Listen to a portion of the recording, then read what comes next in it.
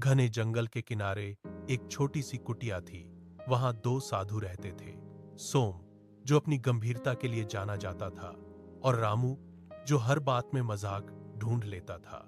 लोग उन्हें दूर दूर से चतुर साधु कहकर बुलाते थे। उसी समय गांव की एक अंधेरी गली में कालू नाम का एक चोर बैठा था।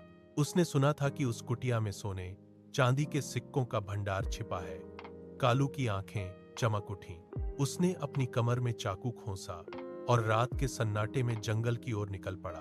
रात के 12 बज चुके थे। जंगल में सियार चिल्ला रहे थे, लेकिन कालू का ध्यान सिर्फ उस खजाने पर था। वह झाड़ियों को चीरते हुए आगे बढ़ रहा था। उसके कदम तेज थे और सांसें भारी। उसने दूर से कुटिया की धुंधली रोशनी देखी।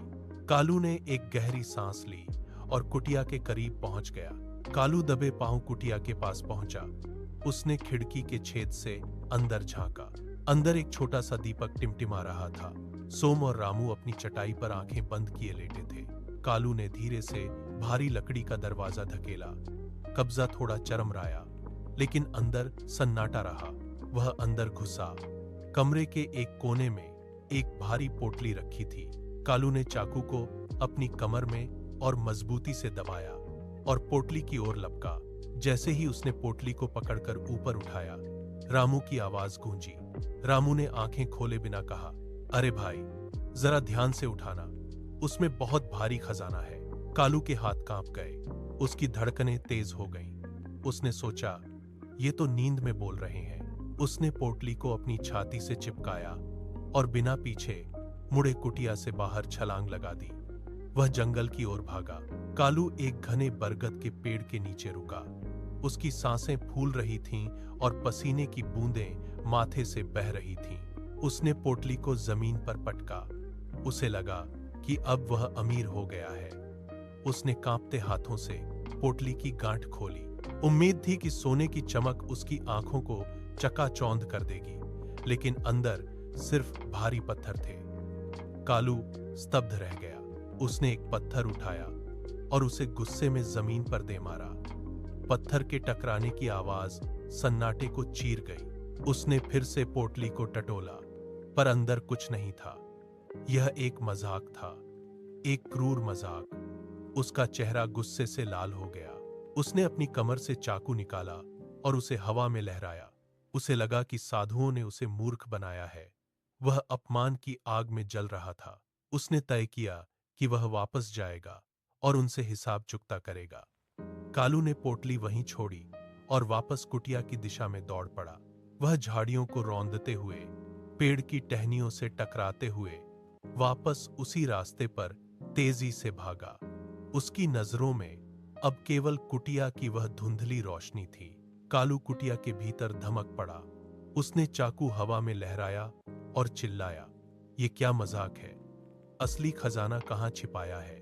मुझे मूर्ख बनाने की हिम्मत कैसे हुई?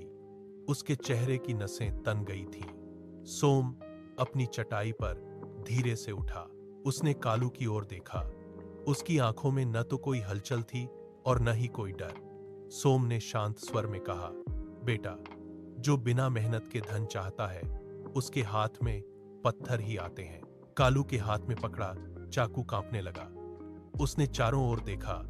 साधुओं के चेहरे पर न तो घबराहट थी और न ही भागने की कोई कोशिश। वे बस स्थिर बैठे थे।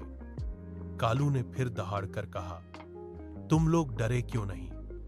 मैंने तुम्हें मारने के लिए चाकू निकाला है। सोम ने उसकी आंखों में सीधे देखते हुए उत्तर दिया, जो सच्चाई के रास्ते पर चलता है, उसे किसी का डर नहीं होता। इन शब्दों ने कालू के भीतर के शोर को शांत कर दिया। उसका हाथ ढीला पड़ गया और चाकू जमीन पर गिरकर खनक उठा। कालू का सारा गुस्सा, सारा अहंकार एक पल में पिघल गया। वह वहीं फर्श पर बैठ गया। उसके कंधे झुक गए और उसने अपना सिर हाथों में थाम लिया। उसने कांपती आवाज में पूछा, क्या आप लोगों को मुझसे डर नहीं लगा? कालू की आंखों से आंसू जमीन पर गिरे। उसने अपना सिर झुका लिया। रामू ने उसके कंधे पर हाथ रखा और कहा, सूरज हर रोज नया सवेरा लेकर आता है, बस तुम्हें अपनी दिशा बदलनी है। कालू ने उसी रात चोरी का काम छोड़ दिया। उसने कुटिया में रहकर साधुओं की सेवा की। वह सुबह उठकर पानी लाता, लकड़ियां काटता और जमीन साफ करता। कुछ दिनों बाद वह गांव लौट आया। उसने हल उठाया और बंजर जमीन को जोतना शुरू किया। पसीने की हर बूंद के साथ उसका पुराना जीवन पीछे छूटता गया। वह दिन भर खेतों में मेहनत करता।